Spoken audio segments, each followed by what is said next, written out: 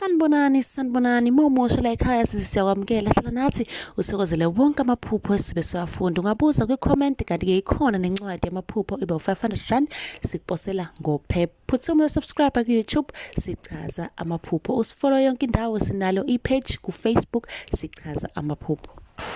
Namhlanje ake sikhulume ngenkawu.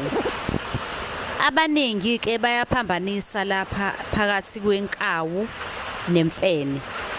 Obuzile kwi-comment ubuze ngenkawu, ngiyaxolisa kakhulu ngemvula, ngicabanga ukuthi niyayizwa ukuthi lo mama lo kanti ulala endlini kaShayila bakithi. Inkawu nemfene kuhlukene. Ake siqale nje la enkawini. Inkawu ke siyazi ukuthi bakithi into engenankinga nje inkawu. Siyazi ukuthi sonke vele inkawu into nje abanye baze beyifuye baze bahlale nayo. Kanti imfene into nje ongekuyifuye, ngeke uvele ufuye imfene nje uhlale nayo. Angithi sena ngeke ufuye imfene uhlale nayo. So ingakho ke iphupho lemfene nenkawu lingafani. Imfene kuzoba into nje nawe nje esabisayo. Ukuphupha imfene kusho inhlahla ezayo.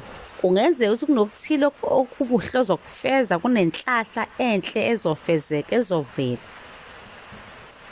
Inkawu leyo, inhlahla kusuke kuyinkawu.